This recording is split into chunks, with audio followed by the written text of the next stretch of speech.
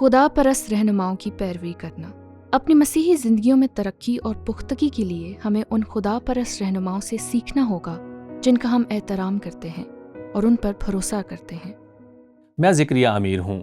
مسیح یسوع کے عظیم نام میں آپ سب کی سلامتی ہو۔ میرے عزیزو، جب نئے عہد نامے میں خدا پرست رہنماؤں کی بات آتی ہے تو میرے خیال میں اس کی دو قسمیں ہیں۔ ایسے لوگ ہیں جو رسول رہنما ہیں، اور مجھے یقین ہے کہ ہم نے سب سے پہلے عبرانیوں 13 باب 7 آیت میں اس کے بارے میں پڑھا ہے۔ غور کریں کہ وہ کیا کہتا ہے۔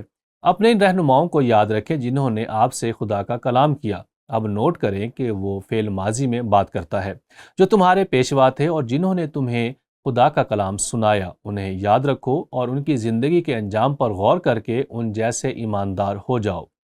میرے عزیزو، اب میری ذاتی رائے یہ ہے کہ وہ رسولی رہنماؤں کی طرف اشارہ کر رہا ہے، اور ہم اس کے بارے میں کلام میں پڑھتے ہیں، جیسا کہ افسیوں باب 4 میں اس کی 11 اور 12 آیت میں لکھا ہے، اور اسی نے بعض کو رسول اور بعض کو نبی اور بعض کو مبشر اور بعض کو چرواہا اور استاد بنا کر دے دیا، تاکہ مقدس لوگ کامل بنے اور خدمت گزاری کا کام کیا جائے اور مسیح کا بدن ترقی پائے۔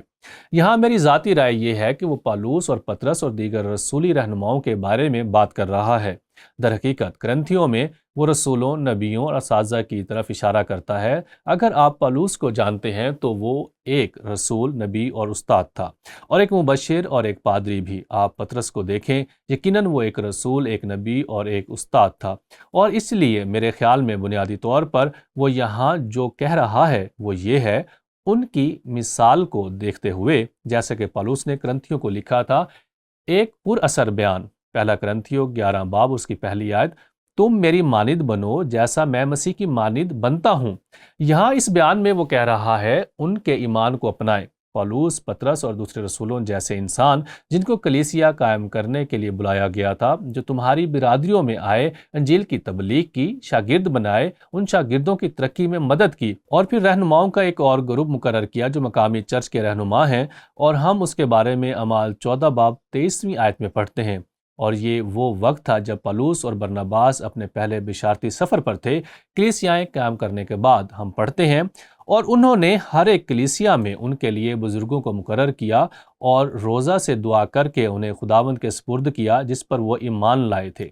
اب یہاں لوکا بزرگوں کا لفظ استعمال کرتا ہے، دوسری جگہوں پر نگہبان کا لفظ ملتا ہے۔ یہ الفاظ ایک دوسرے کے متبادل کے طور پر استعمال کیے گئے ہیں۔ تو میرے عزیزو، عبرانیوں 13 باب 17 آیت پر غور کریں، اور یہاں میری تشریح یہ ہے کہ وہ اب مقامی کلیسیاؤں کے رہنماؤں کے بارے میں بات کر رہا ہے۔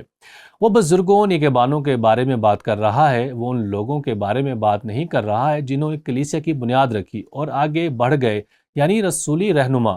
وہ کلیسیا کے مقامی رہنماؤں کے بارے میں بات کر رہا ہے جنہیں اکثر رسولوں کی طرف سے مقرر کیا جاتا تھا۔ تو ہم پڑھتے ہیں، اپنے پیشواؤں کے فرما بردار اور تابع رہو، کیونکہ وہ تمہاری روحوں کے فائدے کے لیے ان کی طرح جاگتے رہتے ہیں جنہیں حساب دینا پڑے گا، تاکہ وہ خوشی سے یہ کام کرے، نہ کہ رنج سے، کیونکہ اس صورت میں تمہیں کچھ فائدہ نہیں۔ اب ایک بار پھر اسم کو نوٹ کریں، پچھلا فعل ماضی تھا۔ ایسا لگتا ہے کہ وہ رہنما جنہوں نے کلیسیا قائم کی تھی، اب یہاں فعل حال میں بات کی جا رہی ہے۔ اپنے پیشواؤں کے فرما بردار رہو، وہ جو ابھی تمہاری رہنمائی کر رہے ہیں، جو کہ مستقل رہنما ہوں گے، جو مقرر کیے گئے تھے، اور ان کی خصوصی عزت کرو، انہیں سراہو۔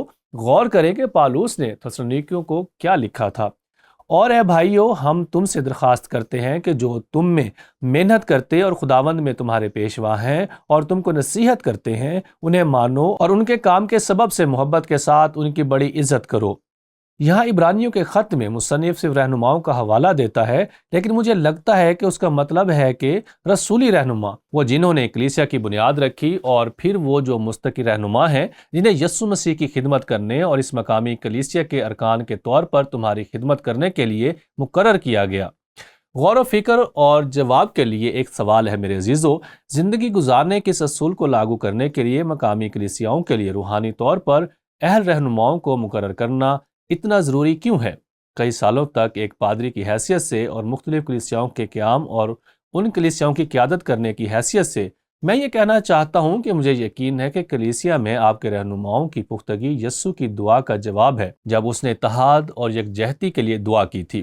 میں نے دریافت کیا ہے کہ کلیسیا کے اتحاد کو تباہ کرنے کے لیے صرف ایک جسمانی یا گناہگار رہنما کی ضرورت ہے جو خدا کی مرضی کے خلاف چل رہا ہے، صرف ایک، اور اس کے نتیجے میں نے جتنی زیادہ کلیسیاں قائم کی، جتنوں کا میں پادری رہا، جتنا میں رہنماؤں کی تقرری میں شامل رہا، اتنا ہی میں نے ان گزرے سالوں میں اسے اور بھی زیادہ سنجیدگی سے لیا ہے کہ اس بات کو یقینی بنایا جائے کہ آپ ان معیاروں کا استعمال کریں جو پالوس نے باب 3 میں تموتیس اور باب 1 میں تیتس کو لکھتے ہوئے بیان کیے، اور مقامی کلیسیا میں مستقل رہنما بننے والوں کا جائزہ لینے میں ان خصوصیات کو سنجیدگی سے لیا جائے۔